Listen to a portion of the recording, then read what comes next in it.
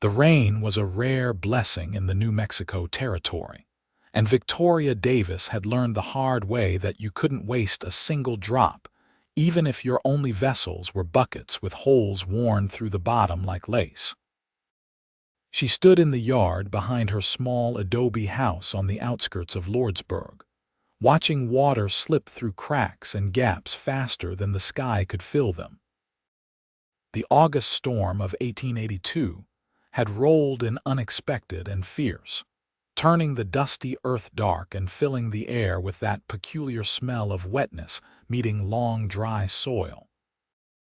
Victoria pushed back strands of dark hair that had escaped her braid, her worn calico dress already soaked through at the shoulders.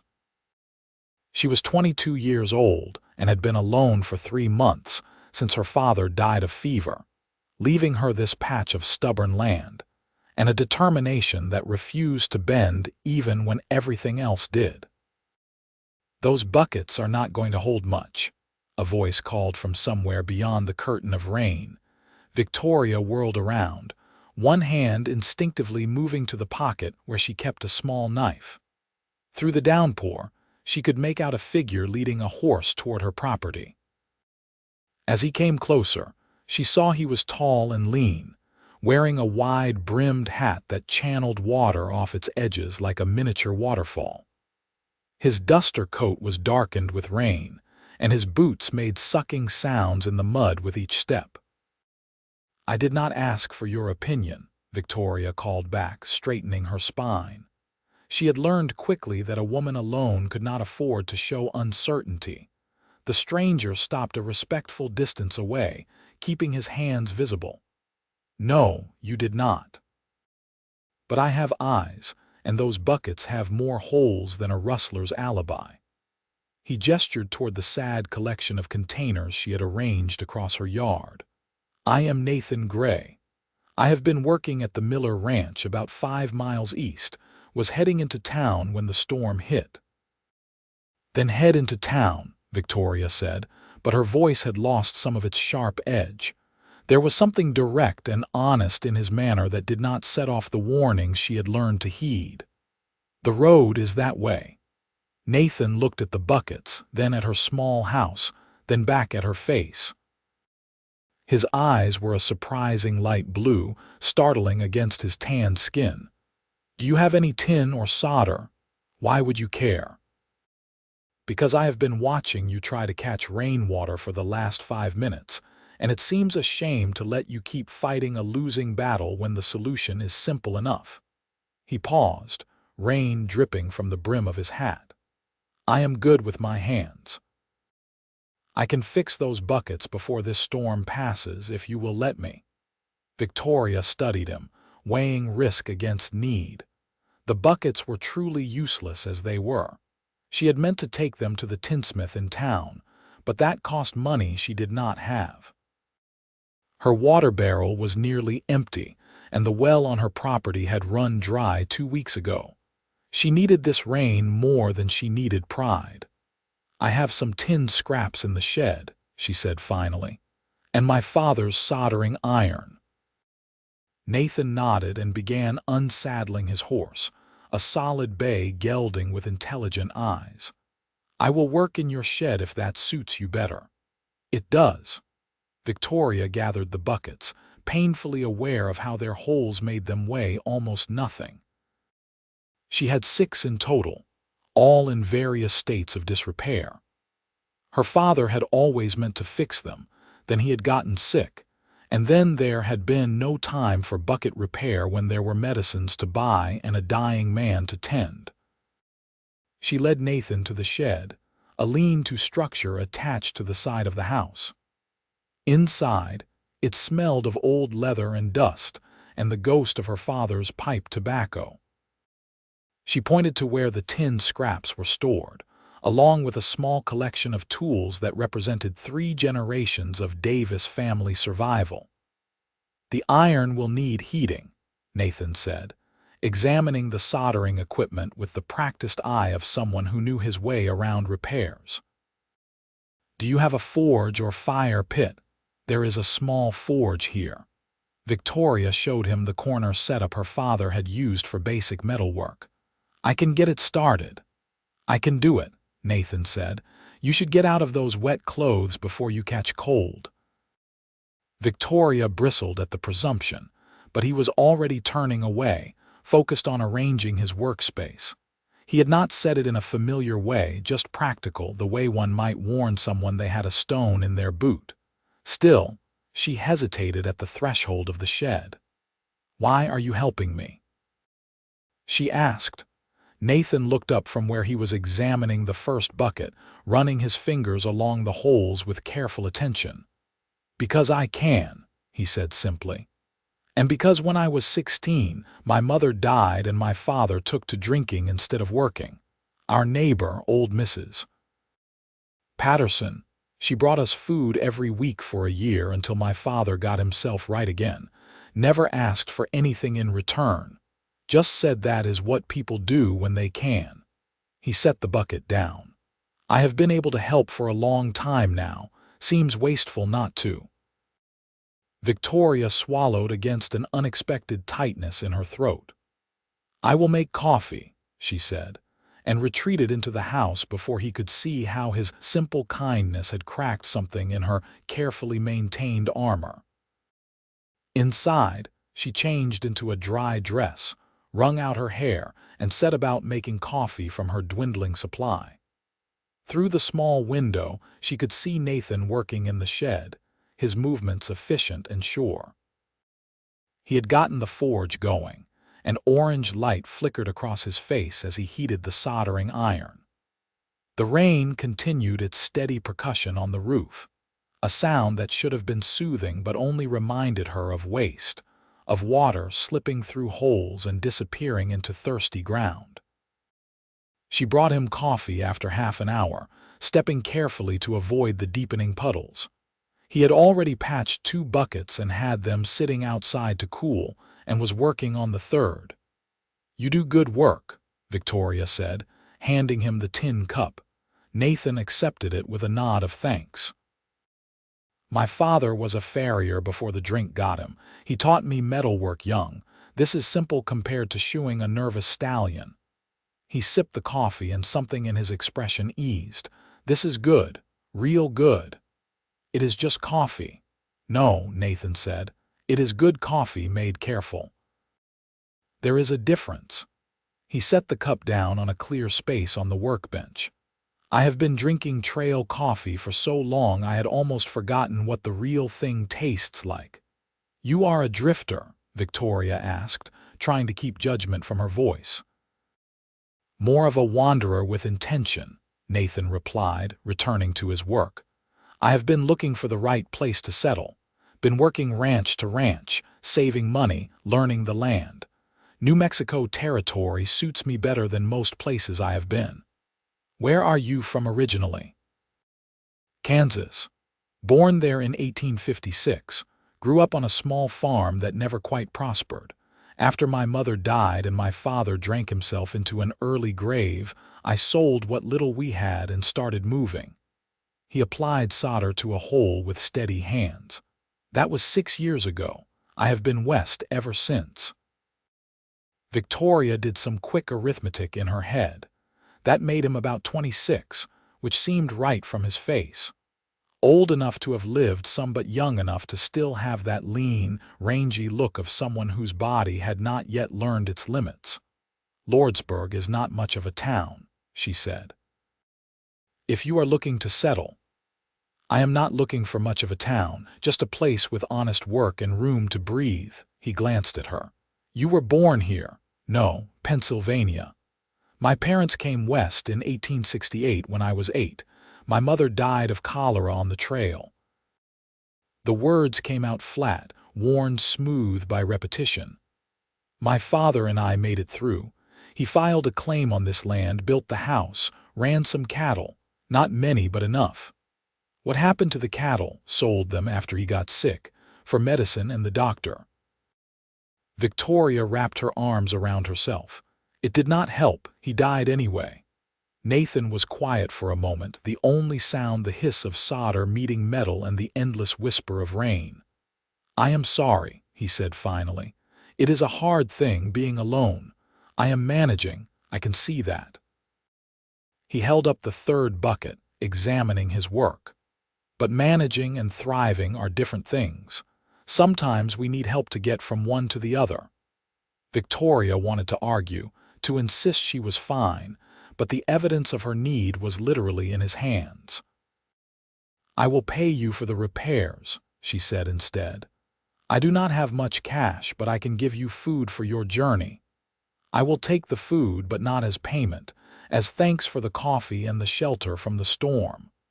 Nathan set the bucket aside and reached for the fourth. "There is a difference." She watched him work for a while longer, noting the care he took with each patch, the way he tested his repairs with careful pressure before moving on. He did not cut corners or do a halfway job. When he said he would fix something, he meant it completely. "I have stew," Victoria said finally. "It is not much, but there is enough for two if you are hungry." Nathan looked up, and there was something warm in his expression that made her chest feel tight. "I would like that very much, Miss Davis." "Victoria," she said. "If you are fixing my buckets, you might as well call me Victoria. Then you should call me Nathan." He grinned, and it transformed his face from merely pleasant to genuinely handsome. "Although I will answer to most anything if there is stew involved." She found herself smiling back before she could stop herself. "Finish those buckets, Nathan Gray, and we will see about feeding you." The storm continued through the afternoon, and Nathan continued his work with steady patience. Victoria busied herself in the house, warming the stew and setting the table, acutely aware that she had not shared a meal with anyone since her father died.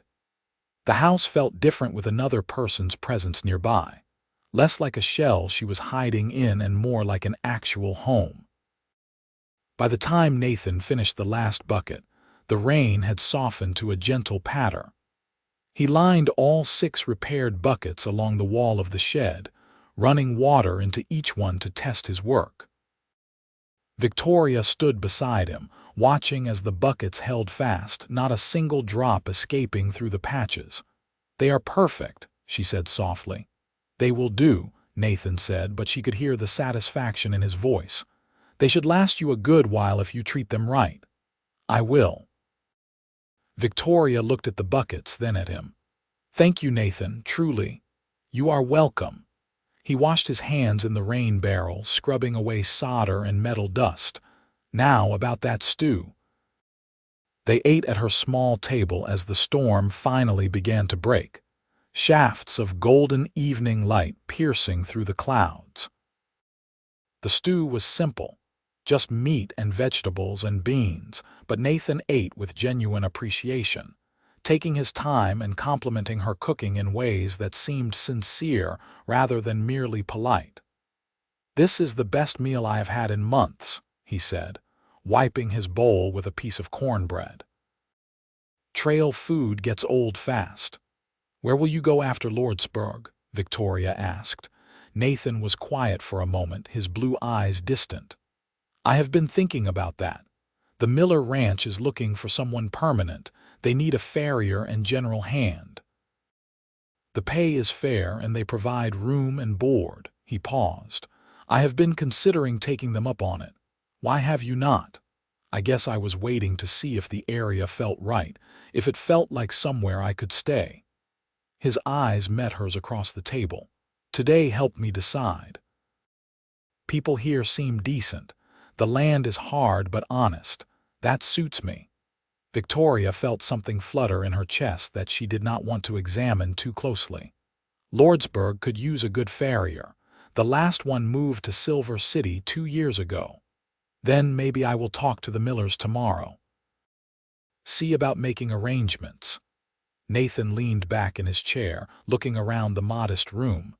"What will you do? You cannot run a ranch alone, not without cattle or water." The question hit like a fist to the stomach, because it was the same one Victoria asked herself every night when the darkness made everything seem impossible. "I have been thinking about taking in sewing work, Or maybe laundry. Some of the miners need someone to wash their clothes. That is hard work for little pay. All work is hard, Victoria said sharply. At least it would be mine. Nathan held up his hands in a placating gesture. I meant no offense. I was just thinking out loud. He hesitated, then continued. What if you sold some of your land? Keep the house and a few acres. Sell the rest to someone with the capital to work it proper. That would give you money to live on while you figure out your next move. It was not a new idea. The land speculator from Santa Fe had made her a similar offer, though his tone had been oily and his price insultingly low. But hearing it from Nathan, without pressure or presumption, made it sound less like surrender and more like strategy. I will think about it, Victoria said quietly. They finished the meal in comfortable silence. When Nathan finally stood to leave, the sun was setting in a blaze of gold and crimson. The storm washed air crystalline clear. Victoria walked him out to where his horse was tethered, noting how the gelding had weathered the storm with patient calm. Thank you again, Victoria said, for the buckets and for the company. The pleasure was mine. Nathan swung into the saddle with easy grace. Victoria, would it be all right if I called on you again, maybe after I have settled things with the Millers? The question caught her off guard, though perhaps it should not have. There had been something building between them all afternoon, something she had tried to ignore but could not quite deny. Why? She asked. Nathan looked down at her, his expression serious. Because I have not been able to stop thinking about you since I saw you standing in the rain, too stubborn to give up on those broken buckets. Because you made me feel welcome in a way I have not felt in a long time. Because I would like to know you better, if you will let me. Victoria's heart hammered against her ribs. She had not thought about courtship or romance since her father got sick. There had been no room for such things in the narrow focus of survival. But standing here in the clean, washed evening air, looking up at this man who had fixed her buckets and shared her table and looked at her like she was someone worth knowing, she felt something old and rusty creak open inside her chest. Yes, she said. You can call on me. Nathan's smile was like sunrise. I will see you soon then, Victoria Davis. She watched him ride away, his figure growing smaller against the vast expanse of desert and sky. The buckets stood in a neat row beside her door, solid and whole and ready to catch the next rain. Something had shifted in her world today, some fundamental change that went deeper than simple repairs. That night, Victoria lay in bed listening to the last drips of water falling from the roof, and for the first time in months, she let herself imagine a future that might hold more than just endurance. True to his word, Nathan returned 3 days later. Victoria was in her small garden, trying to coax reluctant vegetables from the hard ground, when she heard hoofbeats approaching. She straightened, shading her eyes against the morning sun, and felt her heart lift when she recognized the bay gelding and its rider. Nathan dismounted near the edge of her property, leading his horse the last distance on foot. He was cleaned up from their first meeting, his shirt freshly laundered and his hair still damp from washing. In his hand, he carried a burlap-wrapped bundle. Good morning, he called. I hope I am not intruding. You are not, Victoria said, brushing dirt from her hands. She was suddenly conscious of her faded work dress and the sweat on her brow. I was just fighting with the squash. I think the squash is winning. Nathan laughed, and the sound seemed to brighten the whole morning. I know that battle well. I brought you something. He held out the bundle. A peace offering for the vegetables. Victoria unwrapped the burlap to find a leg of cured ham, a sack of cornmeal, and several tins of peaches. Luxury items, the kind she had not been able to afford in months. Nathan, this is too much. It is from the Miller Ranch, part of my wages. They pay in goods as well as cash. He shifted his weight, suddenly looking uncertain. I told Mrs. Miller about your situation. She insisted I bring these. Said a woman alone should not go without when there is plenty to spare. Victoria's throat tightened. Charity had a bitter taste, but there was nothing bitter in Nathan's face, only genuine care. That is very kind of her, of you. She would like to meet you if you are willing. Suggested you come to Sunday dinner this week. I do not know, Victoria began, but Nathan held up a hand. Before you say no, you should know the Millers are good people. Thomas Miller is fair and honest, and his wife Helen is one of the kindest women I have ever met. They have a working ranch, 3 hands including me now, and they treat everyone like family. Helen specifically said she would welcome the female company. He paused. I think they want to help, Victoria, and I think maybe letting them is not weakness. Victoria looked down at the food in her arms, then at her struggling garden, then at the small adobe house that felt too big and too empty all at once. Sunday, she said. I will come on Sunday. Nathan's smile made the surrender feel like victory. Sunday arrived with cloudless skies and heat that shimmered off the desert floor. Victoria wore her best dress, a dark blue calico with white piping that her mother had made years ago. She had let Nathan hitch her father's old horse to the small cart, and now they were traveling east toward the Miller Ranch, the landscape rolling past in shades of brown and gold and red. Nervous? Nathan asked from his position riding alongside the cart. Should I be? No. But I understand if you are, he gestured ahead. The ranch is just over that rise. The Miller Ranch was larger than Victoria expected, a sprawling operation with a main house, barn, bunkhouse, and several outbuildings. Cattle dotted the surrounding range, and she could see horses in a corral near the barn. It spoke of prosperity and good management, of people who knew how to make the land yield without breaking it. Helen Miller came out to greet them before they had fully stopped, a round woman in her 40s with graying hair and a smile that crinkled her whole face. You must be Victoria. Oh, I am so glad you came. Nathan has told us all about you. Only good things, I hope, Victoria said, accepting Helen's hand. The very best. Helen linked her arm through Victoria's and began walking her toward the house. Come inside. I have lemonade and dinner will be ready soon. I made fried chicken, and if Nathan told you how much he has been praising your cooking, I am determined to show him we can hold our own. Inside, the house was cool and welcoming, with whitewashed walls and curtains that billowed in the cross breeze. Thomas Miller turned out to be a tall man with weathered features and quiet eyes that missed little. He shook Victoria's hand with surprising gentleness. Nathan speaks highly of you, he said. Any woman who can survive alone out here has my respect. I am not sure survival counts as an achievement, Victoria said. It does when so many fail at it. Thomas gestured to the table. Please sit. We do not stand on ceremony here.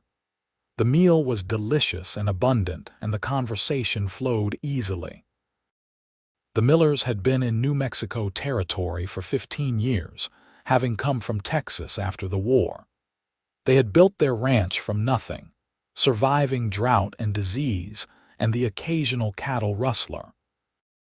They spoke of these hardships matter-of-factly, without dramatization, the way people did when they had made peace with the costs of their dreams. Nathan tells us you are thinking of selling some of your land, Helen said over coffee and pie.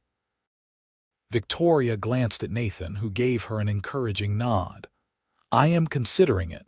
I do not have the resources to work it properly. That is wise, Thomas said. Better to have a small holding you can manage than a large one you cannot. Do you know who you would sell to?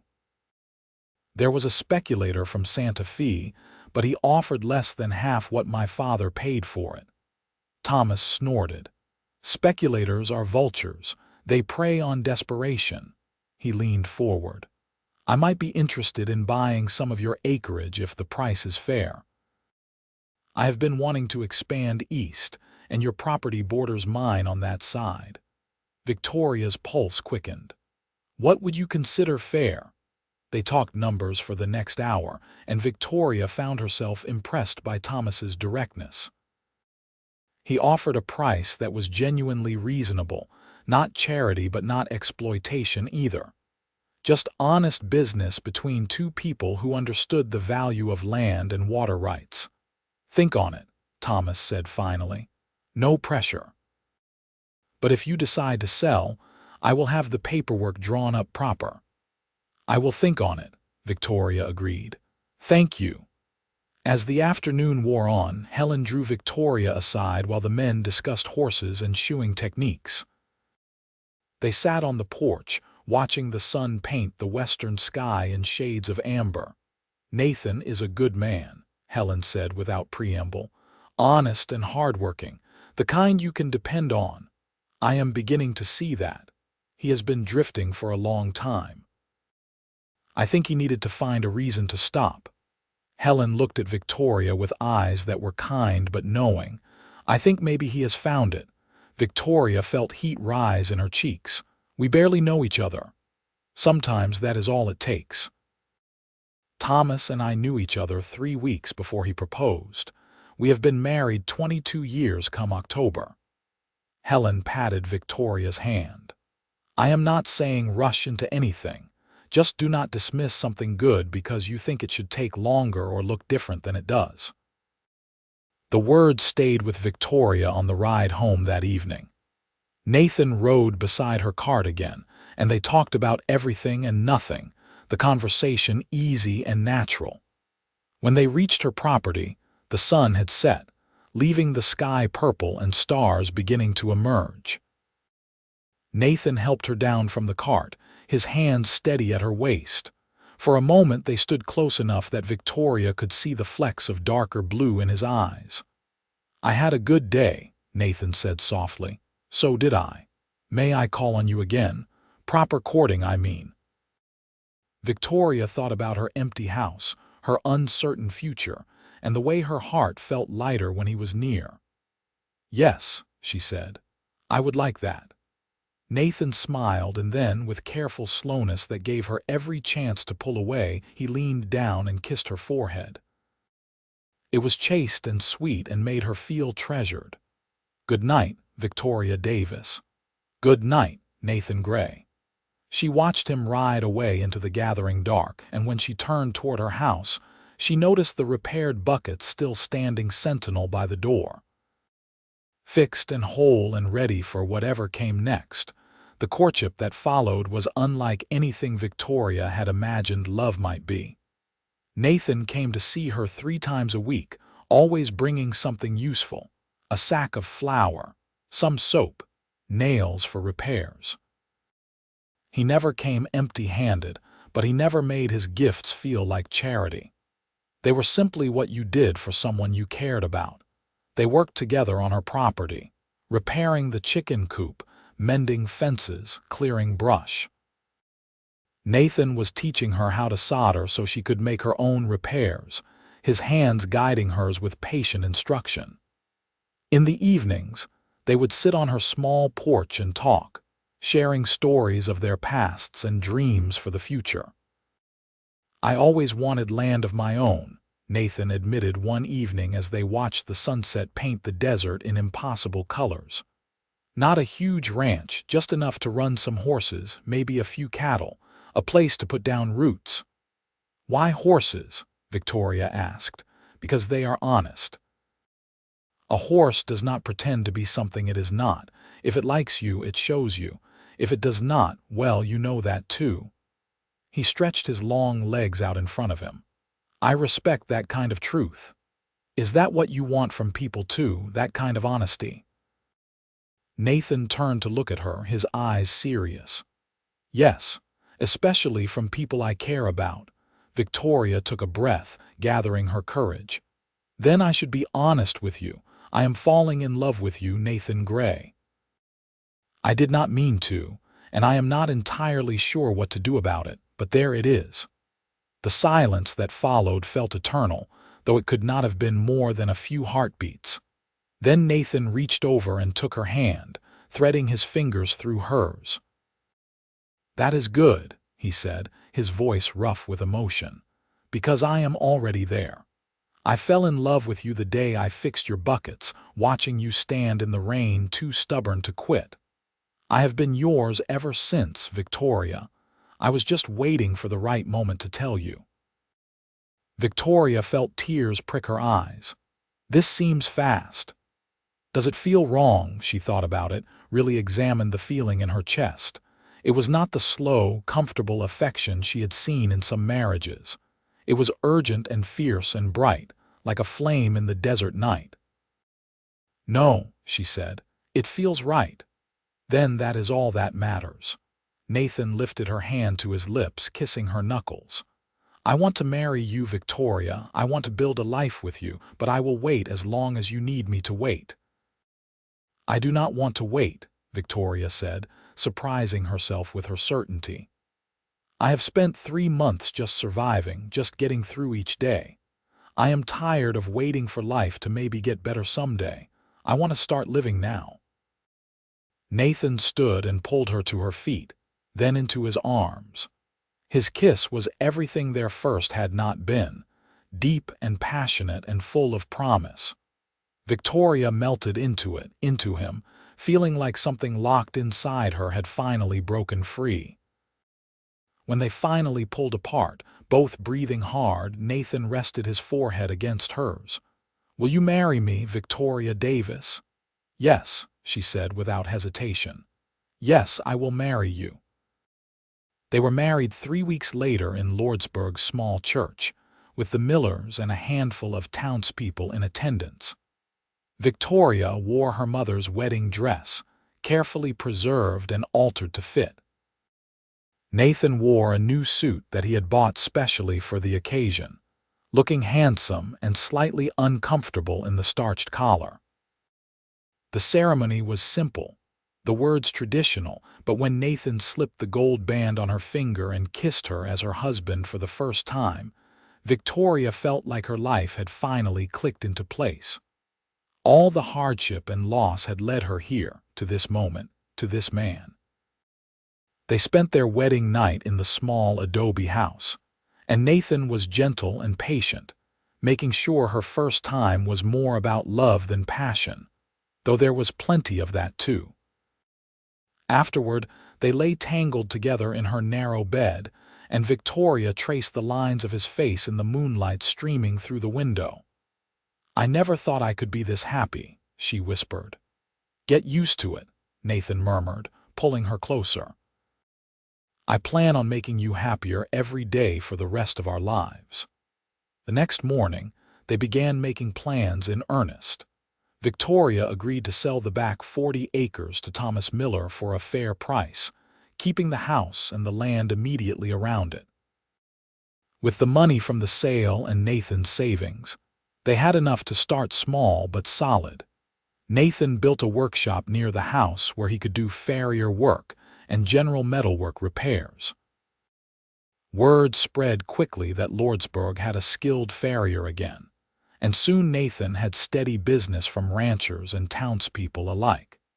He still worked part-time for the Millers, but increasingly, his own enterprise provided enough income that they could afford to be choosy about outside work. Victoria started a vegetable garden with renewed determination, and with regular water from the now functional well Nathan had repaired, the plants actually thrived. She also took in some sewing work, but only pieces she enjoyed, intricate mending and alterations that let her exercise skill rather than just labor. They fell into a rhythm, a partnership that felt natural and right. Nathan would work in his shop during the day, and Victoria would manage the house and garden and her sewing projects. In the evenings, they cooked together, ate together, planned together. They talked about everything, their conversations ranging from the practical details of daily life to deeper questions about dreams and fears and hopes. I want children, Victoria said one night about 2 months into their marriage. They were lying in bed, her head on his chest, his fingers trailing through her unbound hair. I know we have not talked about it much, but I do. So do I, Nathan said. As many as we are blessed with, though I hope for at least 2, I hated being an only child. I always wanted a sister, Victoria admitted. Someone to share things with. Then we will hope for a daughter for you, Nathan said, kissing the top of her head. Though I will love whatever children we are given. 3 months later, Victoria suspected she was pregnant. By the 4th month, Helen Miller confirmed it with the experienced eye of a woman who had birthed and raised 3 children of her own. You are definitely with child, Helen said, smiling broadly.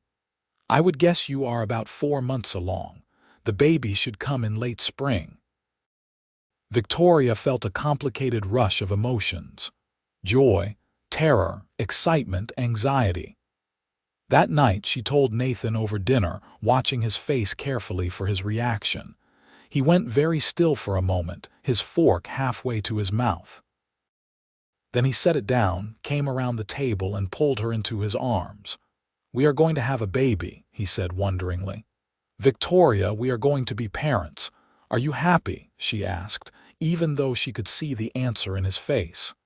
I am beyond happy. I am terrified and thrilled and so grateful I can barely breathe. He placed his hand on her still flat stomach. Hello in there, little one. Your mother and I cannot wait to meet you. The pregnancy progressed smoothly, though Victoria found herself exhausted in the early months. Nathan took over more of the household work without being asked, cooking meals and doing laundry and keeping the house clean. He fussed over her in a way that was endearing rather than smothering, always making sure she ate enough and rested often. As her belly grew, so did their excitement. They prepared the small second room of the house as a nursery, Nathan building a cradle from smooth pine and Victoria sewing tiny clothes and blankets. The Millers were generous with advice and hand-me-down baby items, and the whole enterprise began to feel real in a way it had not before. What should we name the baby? Victoria asked one evening in late winter as they sat by the fire. She was 7 months along now, her movements slower and more careful. I have been thinking about that, Nathan said. If it is a boy, I would like to name him after your father. What was his name? James, Victoria said softly. James Davis. James Gray, Nathan tested. That sounds good, strong. And if it is a girl, what about Rose? Simple and pretty and tough like the wild roses that grow in the canyon. Victoria smiled. Rose Gray, I like that. But when the baby came in early April of 1883, they discovered they had been preparing for the wrong child. Victoria's labor started in the morning and lasted through the afternoon. Helen Miller serving as midwife with calm efficiency. Nathan paced outside, forbidden from the birthing room by Helen's firm orders, until finally, as the sun was setting, he heard the thin, furious wail of a newborn. Helen emerged moments later, her face flushed but smiling. You have a son, she said, and he is beautiful. Nathan rushed into the room to find Victoria propped up on pillows, her hair damp with sweat and her face radiant with exhaustion and joy. In her arms was a tiny bundle wrapped in a blue blanket, and when Nathan came closer, he saw his son for the first time. The baby was red-faced and wrinkled, with a shock of dark hair and tiny fists waving in the air. His eyes were squeezed shut, and he was making small grunting noises of protest at his sudden arrival in the world. Hello, James, Nathan whispered, touching one impossibly small hand. The baby's fingers immediately wrapped around his, gripping with surprising strength. Welcome to the world, son. Victoria looked up at Nathan with tears streaming down her face. We made him, she said wonderingly. He is ours. Nathan sat carefully on the edge of the bed and wrapped his arms around both of them, his new family. "He is perfect. You are perfect. I love you both so much." Those first weeks with a newborn were a blur of sleepless nights and constant worry. James proved to be a healthy baby with healthy lungs, demanding food every few hours and making his displeasure known when his needs were not immediately met. Nathan and Victoria stumbled through the early days together, learning as they went, comforting each other when the baby would not stop crying and celebrating small victories like a full night's sleep. But slowly, gradually, they found their rhythm. Nathan took James for long walks around the property, the baby strapped to his chest in a sling Victoria had sewn, pointing out horses and clouds and telling him stories in a low, soothing voice. Victoria nursed and rocked and sang lullabies her own mother had once sung to her, feeling a connection to the past she had not expected. "He has your eyes," Nathan said one morning when James was about 2 months old. They were sitting on the porch together, Victoria holding the baby while Nathan worked on repairing a bridle. "That same deep brown. And your stubborn chin," Victoria countered. "Look at how it juts out when he is angry." "That is a gray family trait," Nathan admitted with a grin. "My father had it too." Victoria looked at her husband, her son, her small but sturdy home, and felt a wave of contentment so profound it was almost painful. "We have a good life," she said. "We have a great life," Nathan corrected, "and it is only going to get better." He was right. As James grew from infant to baby to toddler, their lives settled into a comfortable pattern. Nathan's farrier business continued to thrive, and he gained a reputation for quality work and fair dealing.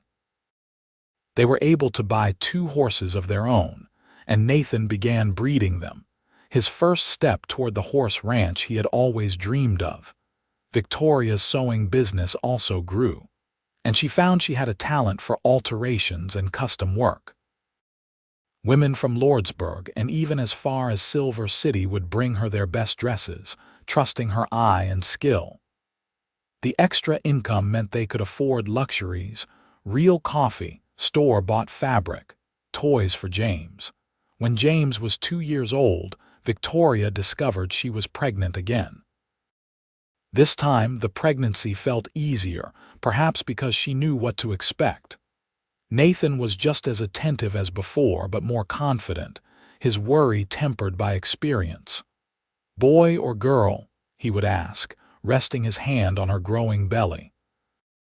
"Girl," Victoria said with certainty she could not explain. "Definitely a girl." She was right. Rose Gray was born on a cool November morning in 1885, coming into the world with less fuss than her brother had. She had Nathan's light eyes and a cap of blonde hair that surprised them both. Where James had been loud and demanding, Rose was quiet and observant, watching everything with solemn attention. James, now a walking, talking whirlwind of energy, was fascinated by his new sister. He would sit next to Victoria while she nursed, patting the baby's head with gentle if somewhat clumsy affection. "My Rose," he would say proudly. "My baby."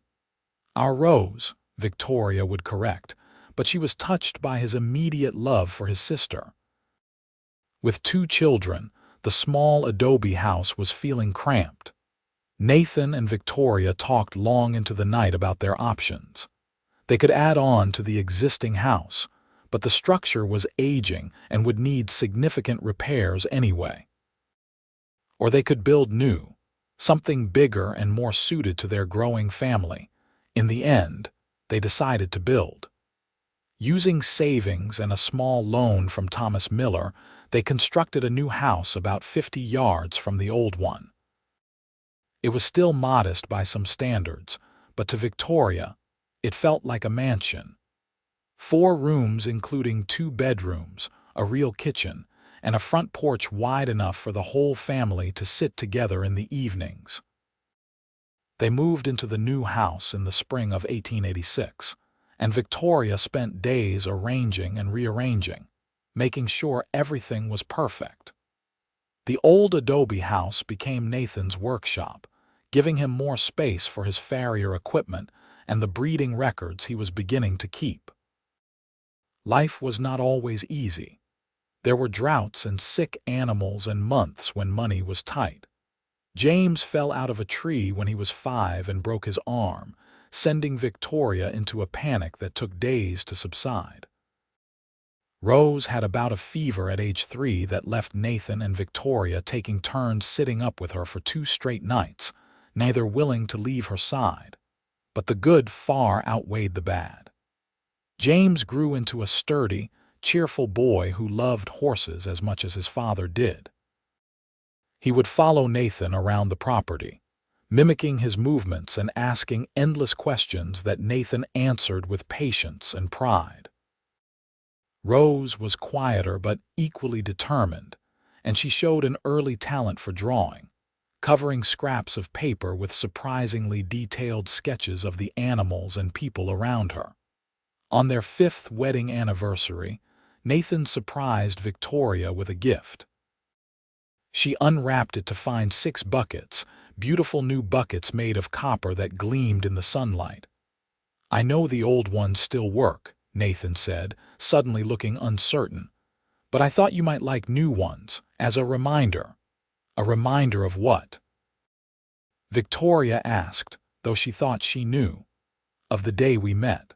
Of how sometimes the things that seem broken are just waiting for the right person to fix them." He pulled her close. "You fixed me, Victoria. I did not even know how broken I was until you made me whole."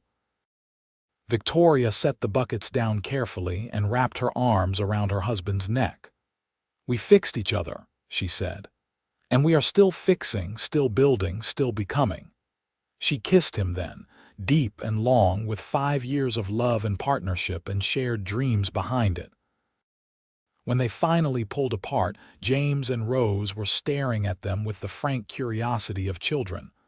"Why are you kissing?" James asked. "Because we love each other," Nathan said simply. "And because we are grateful." "Grateful for what?" Rose asked. Victoria looked at her children, her husband, her home, her life.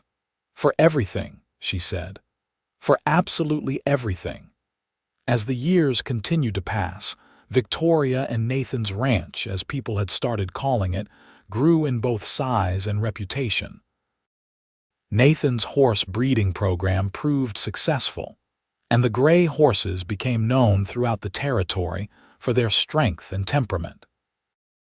He bred primarily working horses, the kind ranchers and travelers needed, but occasionally he would produce an animal with such quality that it would sell for impressive money. James, at 10 years old, was already an accomplished rider and helped his father with training the young horses. He had Nathan's patience and Victoria's attention to detail, a combination that served him well. Rose, at 8, still preferred drawing to riding, though she could handle a horse when needed. Her sketches had evolved into paintings, and the walls of their home were decorated with her watercolors of desert landscapes and family scenes. In 1891, when James was 12 and Rose was 10, Victoria discovered she was pregnant again. The news came as a surprise. She had assumed her childbearing years were behind her. At 31, she felt too old to be starting over with an infant. "We are having another baby," she told Nathan one evening after the children were in bed. She tried to keep her voice neutral, unsure how he would react. Nathan's face lit up like Christmas morning. "Really, Victoria, that is wonderful. You are not worried. We are not young anymore. We are not old either. And we know what we are doing now." He pulled her onto his lap. "Another child is a blessing, not a burden. Do not doubt that." His certainty eased her own fears, and as her pregnancy progressed, Victoria found herself excited rather than anxious. James and Rose were old enough to be genuinely helpful, and the whole family approached the coming baby as a shared project. The baby, another boy, was born in February of 1892 during a late winter storm. This delivery was faster than the other two, and Nathan was actually present for the birth, holding Victoria's hand while Helen Miller coached her through the final pushes. "You have another son," Helen announced, placing the squalling infant on Victoria's chest. "And he seems determined to make himself heard." They named him Thomas, after Thomas Miller, in recognition of the man who had become like family to them over the years. Thomas Gray proved to be a happy, easy baby, content to be passed from person to person, and sleeping more than his siblings ever had. "He is making up for how difficult James was," Victoria joked to Nathan one night as Thomas slept peacefully in his cradle. "He is giving us a break before he becomes a terror as a toddler," Nathan countered, but his voice was warm with affection. With 3 children, life became busier but also richer. The house that had seemed so spacious when they first built it now felt comfortably full. There was always someone talking or laughing or crying, always something happening. Victoria found she thrived on the chaos, on being needed and wanted and central to this loud, messy, wonderful life they had created. Nathan was an involved father, never subscribing to the notion that childcare was solely women's work. He changed diapers and told bedtime stories and braided Rose's hair when Victoria was too busy. He taught James about horses and business, but also about kindness and integrity. He let Rose pursue her art even though some people thought it was frivolous, buying her good paper and paints and treating her work with respect. "You are a good father," Victoria told him one evening as they watched James teach Thomas to stack blocks while Rose drew the scene. "I am trying to be better than mine was," Nathan said quietly. "To show them that men can be strong and gentle, that providing for family is not just about money but about presence." "You are succeeding," Victoria assured him. The success of their ranch meant they could afford to give back to the community that had supported them. They donated horses to families who needed them, gave food to those going through hard times, and opened their home to travelers who needed a place to stay. Victoria had not forgotten what it felt like to be alone and struggling, and she was determined that no one in their area would suffer from lack of help when she had the means to provide it. In 1895, when Victoria was 35 and Nathan was 39, they made a decision that would change their lives again. Thomas Miller's health was failing, and he wanted to sell a portion of his ranch before he became too ill to manage the transaction properly. He offered Nathan and Victoria first right of refusal on 200 acres adjacent to their property. It was a significant investment, more land than they had ever imagined owning. But it also represented the fulfillment of Nathan's dream, enough space to run a proper horse ranch with room for breeding, training, and pasturing. "Can we afford it?" Victoria asked as they reviewed the numbers by lamplight. "Barely," Nathan admitted. "It would take most of our savings and require us to secure a loan for the rest. But the land is prime grazing territory with good water access. If we can make it work, it would set us up for the rest of our lives and give the children something to inherit." Victoria thought about the young woman she had been, standing in the rain with broken buckets, convinced she would lose everything. Then she looked at the life she had now, the family and home and opportunities that had seemed impossible back then. "Let's do it," she said. "Let's take the risk." They bought the land, and the Gray Ranch doubled in size overnight. It meant longer hours and harder work for both of them. They hired 2 ranch hands to help with the increased workload, and James, at 15, stepped into more adult responsibilities. Rose, at 13, took over more of the household management to free Victoria to help with the ranch work. Thomas, now a bright-eyed 3-year-old, was too young to be much help, but he brought joy to even the hardest days with his infectious laughter and constant questions. He followed Nathan around like a shadow, and Nathan would often work with the boy on his shoulders, narrating everything he did. The first year with the new land was challenging. They had underestimated how much work it would take to manage the larger operation, and there were moments when Victoria wondered if they had made a mistake. But slowly, they adjusted. The ranch began to produce enough income to justify the investment, and by the second year, they were actually prospering. On a warm evening in June of 1896, the whole family sat on their wide front porch watching the sunset. James was repairing a saddle, his hands already as skilled as his father's. Rose was sketching, her pencil moving rapidly across paper. Thomas was playing with a toy horse Nathan had carved for him, making galloping sounds. Nathan sat next to Victoria on the porch swing he had built, their shoulders touching in comfortable intimacy. "Do you ever think about that day we met?" he asked quietly. "All the time," Victoria admitted. "I think about the woman I was then and how lost I felt, how alone." "Do you still feel that way?" Victoria looked at her family, her thriving ranch, the life they had built together through work and love and stubborn determination not to give up. "Not for a single second," she said. "You filled all those empty spaces, Nathan. You and the children and this life we have made." "You did the same for me," Nathan said. "I was just drifting, existing but not really living. You gave me purpose and home and a reason to plant roots." He kissed her temple. "Best day of my life was the day it rained and I saw you with those broken buckets." "Best day of mine too," Victoria agreed, "even if I did not know it then." They sat in comfortable silence as the sky darkened and stars began to emerge. Thomas eventually climbed into Victoria's lap, his warm weight solid and reassuring. Rose moved closer to catch the last of the light for her drawing. James finished his saddle repair and came to lean against the porch railing, tall and strong and becoming the man he would be. This was everything, Victoria thought.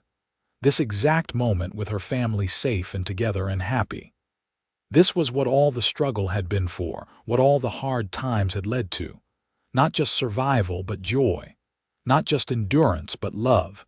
As if reading her thoughts, Nathan squeezed her hand. "I love you," he said simply. "I love you too," Victoria replied. "Forever." The years continued their steady march, bringing changes both large and small.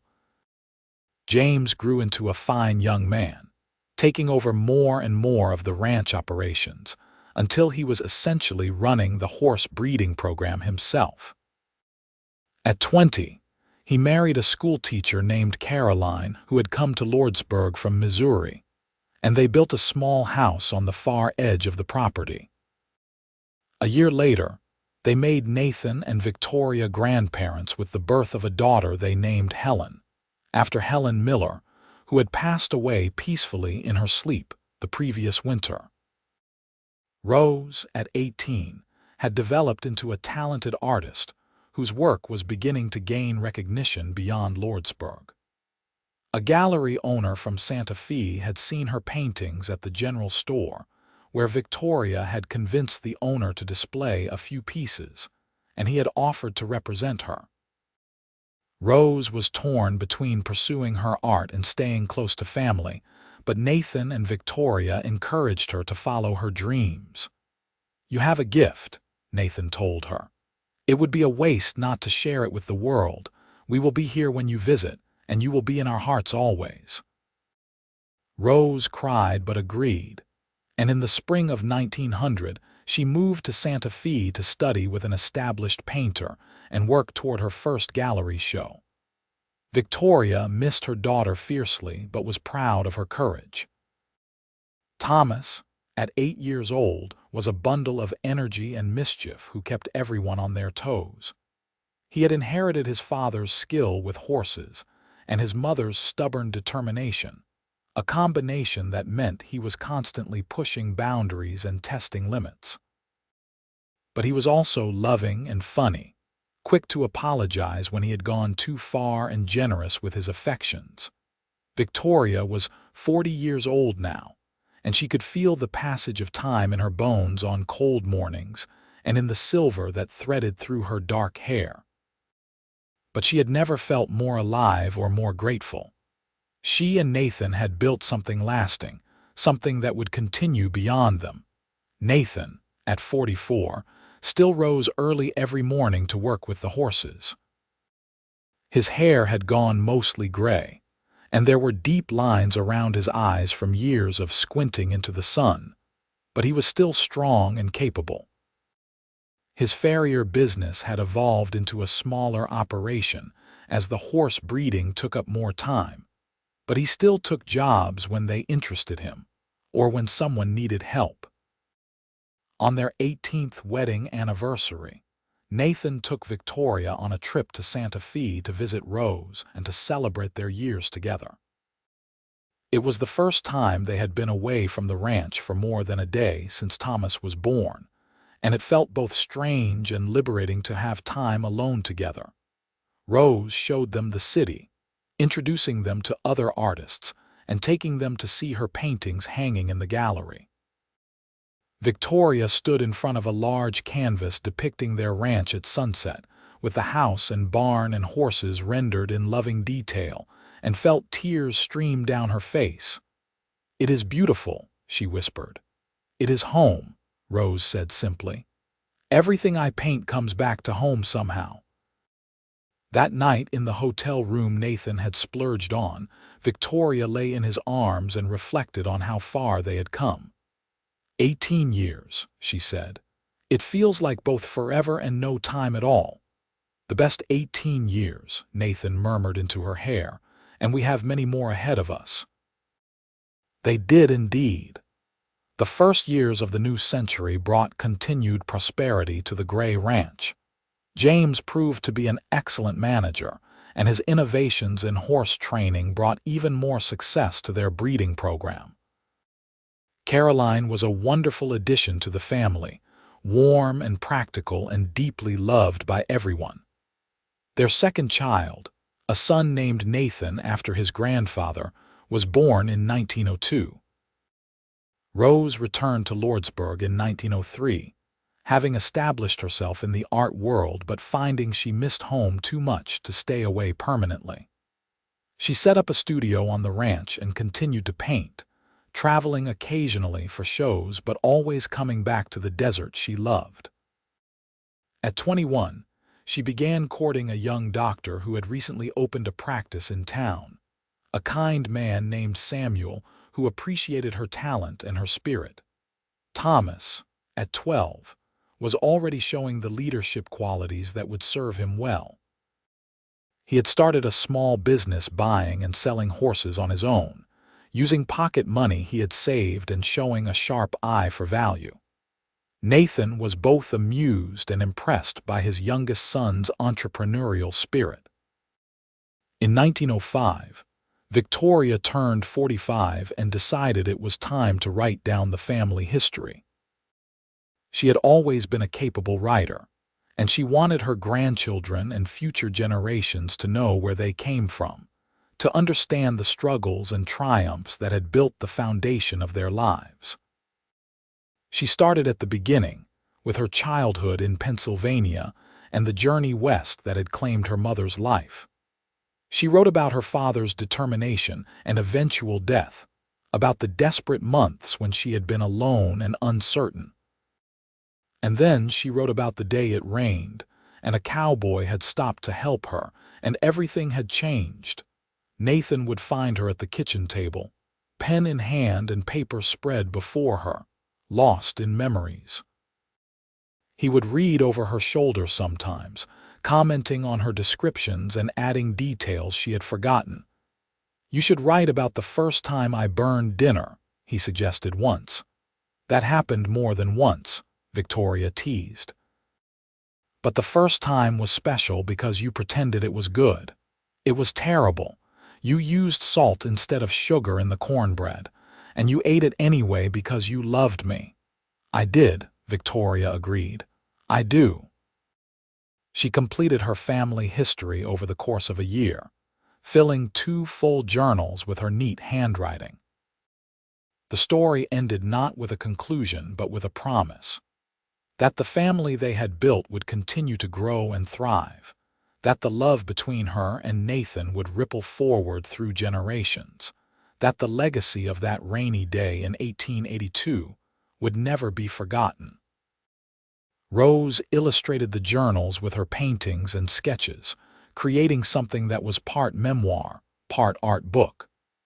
They made copies to give to each of their children, a record of where they came from and the values that had guided their family. In 1907, Rose married Samuel in a beautiful ceremony held at the ranch. Victoria watched her daughter say her vows under the same sky where she had once stood with broken buckets and broken dreams, and she marveled at how life could transform so completely. Samuel built a house in town near his medical practice, but Rose kept her studio at the ranch, coming out several times a week to paint and visit.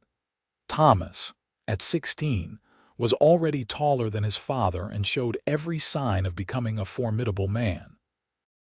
He had decided he wanted to expand the ranch into cattle as well as horses, and he was working on a business plan to present to his parents.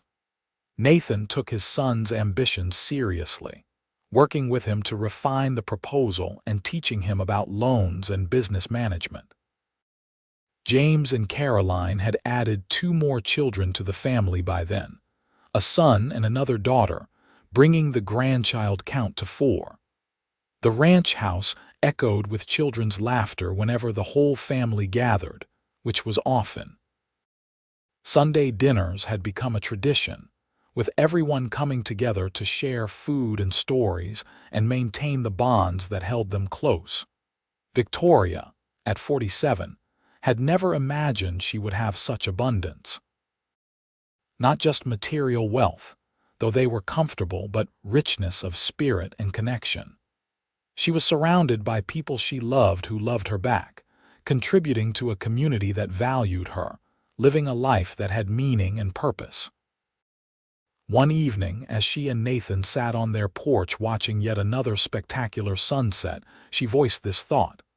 "I have more than I ever dreamed possible," she said. "You deserve it all," Nathan replied. "You deserve every good thing." "So do you," he smiled, taking her hand. "I got the best thing the day I met you. Everything else has been extra." They sat in comfortable silence, the kind that only comes from decades of partnership.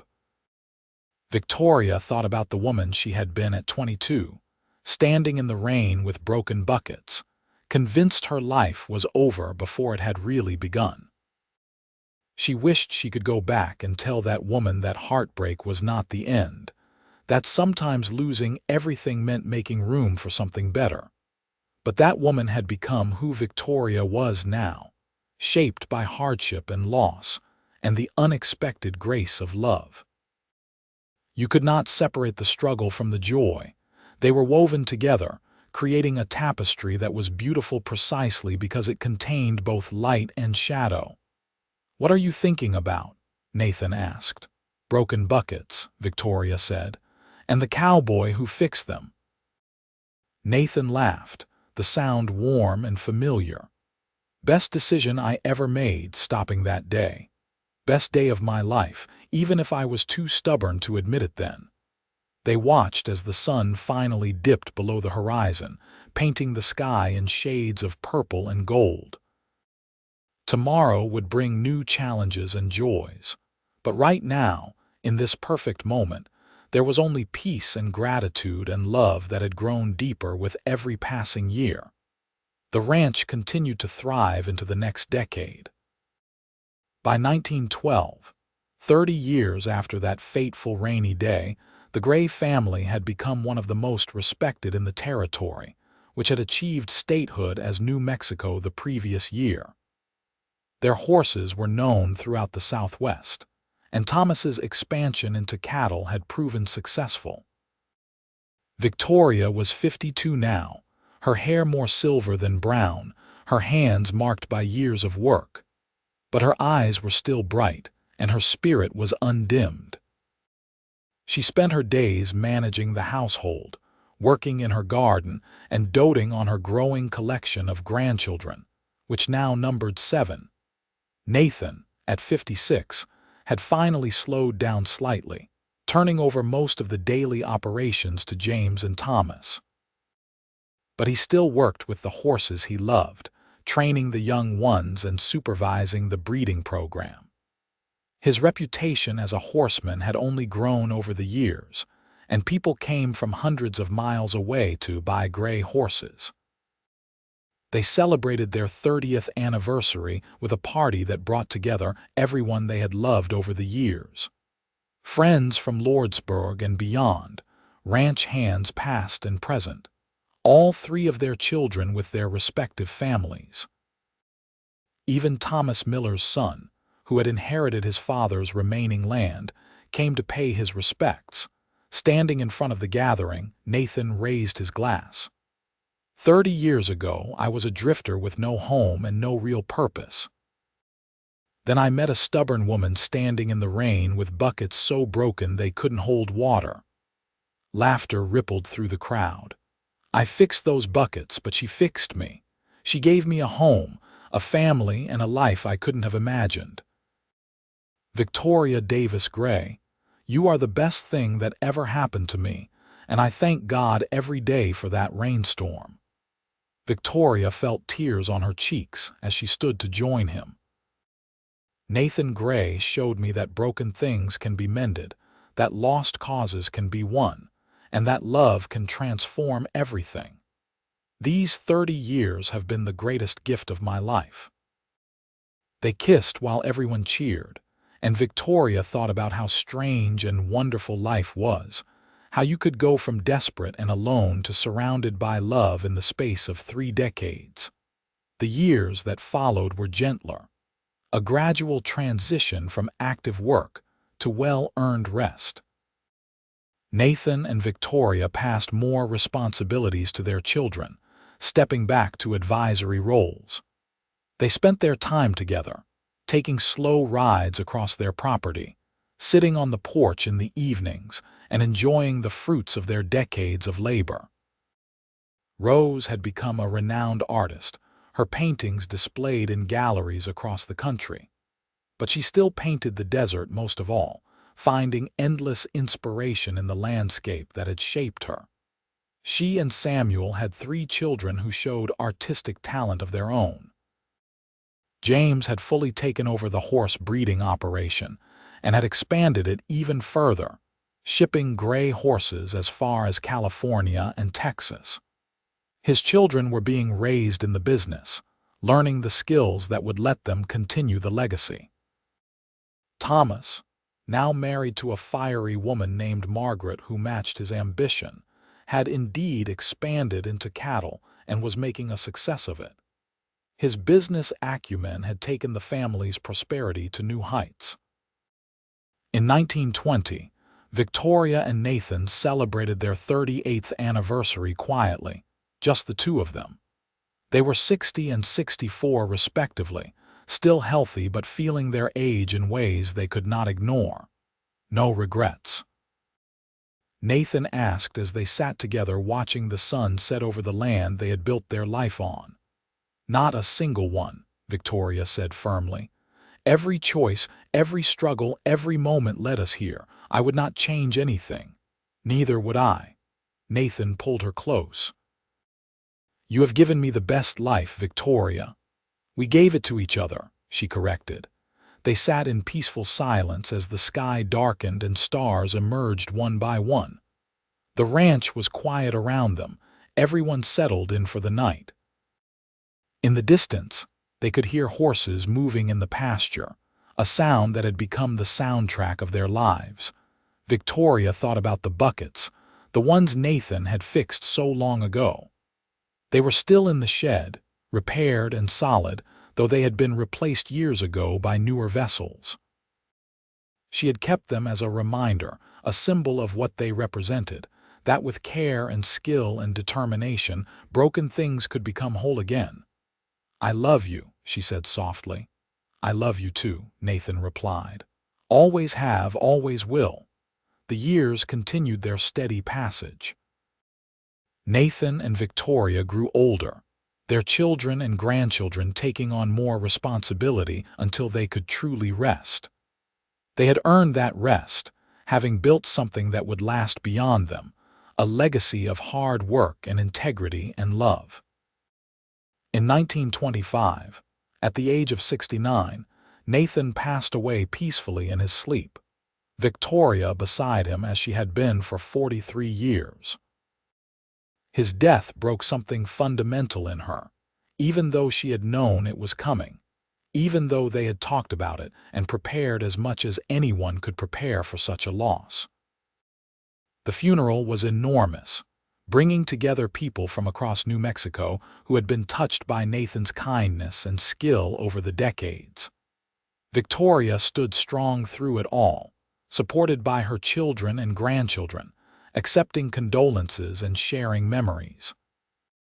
"He was the best man I ever knew," James said at the graveside, his voice breaking. "He taught me how to be a husband, a father, and a horseman, but most of all he taught me how to be decent." "He saw beauty in everything," Rose added, tears streaming down her face. "He encouraged my art when others thought it was foolish. He believed in me always." "He was the strongest and gentlest person I have ever known," Thomas said. "He built an empire with his hands and his integrity. We will honor his memory by living as he taught us." Victoria listened to her children honor their father and felt both grief and pride warring in her chest. Nathan was gone, but his influence remained, woven into every person he had touched, every horse he had trained, every piece of land he had worked. After the funeral, alone in the house that felt too empty without him, Victoria went to the shed and found the buckets Nathan had repaired 43 years ago. She ran her fingers over the patches, remembering his careful work, his patience, his kindness. "Thank you," she whispered to his memory, "for fixing more than just buckets, for fixing my whole life." She lived for 5 more years, surrounded by family and honored in the community. She watched her grandchildren grow and her great-grandchildren be born. She continued her garden and her sewing and her writing, documenting the last chapters of their story. But she missed Nathan every single day, felt his absence like a missing limb. They had been partners for so long that being alone again felt wrong, incomplete. Victoria Davis Gray passed away in 1930 at the age of 70 on a warm August evening. She died in her sleep, peacefully, the same way Nathan had. Her children found her the next morning, a slight smile on her face, as if she had seen something wonderful in her last moments. They buried her next to Nathan on a hill overlooking the ranch, under the wide New Mexico sky they had both loved. The whole community turned out to honor the woman who had helped shape Lordsburg through her generosity and strength. On her gravestone, below her name and dates, James had inscribed a simple phrase: "She turned broken buckets into a beautiful life." The Gray Ranch continued for generations, passed down through the family and maintained with the same values Nathan and Victoria had instilled. The house they built still stood, sturdy and welcoming. The horses they bred still bore the Gray name and reputation. The love they shared still rippled forward, touching lives far beyond what they could have imagined that rainy day in 1882. In the shed, now a kind of family museum, the 6 repaired buckets sat on a shelf, carefully preserved. Each new generation heard the story of how a cowboy had stopped to help a woman with broken buckets, and how that simple act of kindness had built a legacy.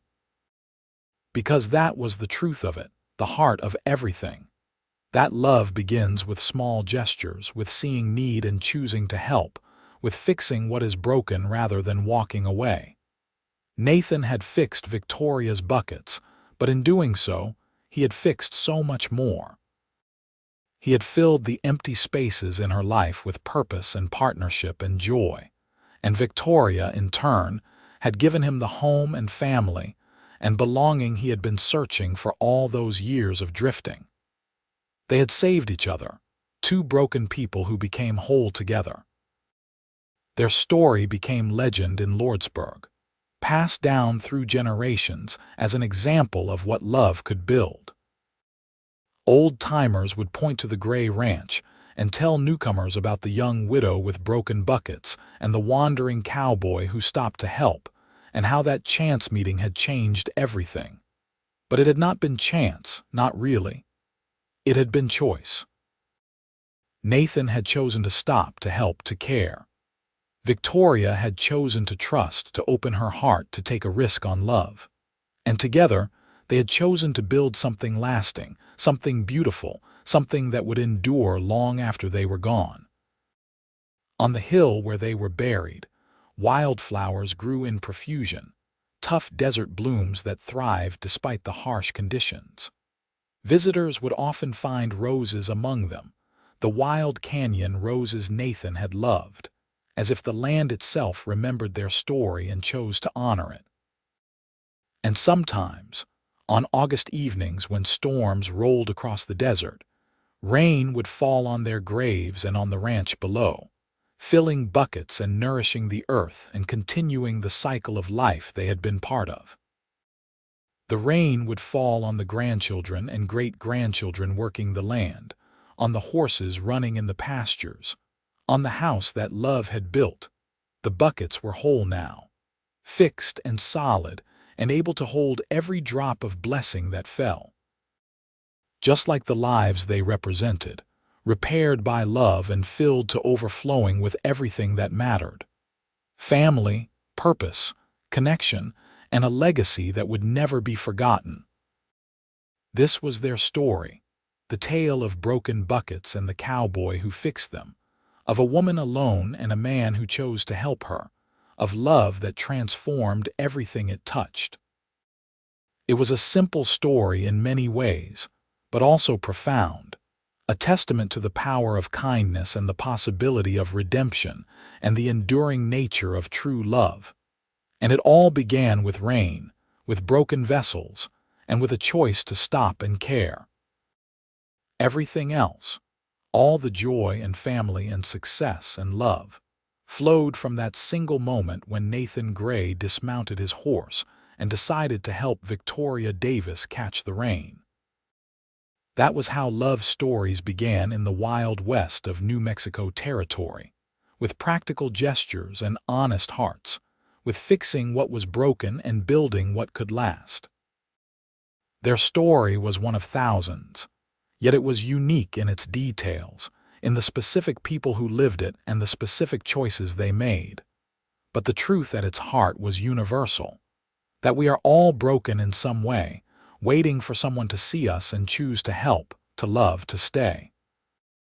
And when we find that person, when we make that connection, everything becomes possible. Broken buckets become whole. Empty lives become full. And love, true love, fills every empty space until there is no room for anything but gratitude and joy, and the certain knowledge that you are exactly where you belong, with exactly who you belong with, living exactly the life you were meant to live. This was their gift to the generations that followed, the knowledge that love could build empires, that kindness could change everything, and that sometimes the most important moments in our lives begin with something as simple as stopping to help someone with broken buckets in the rain.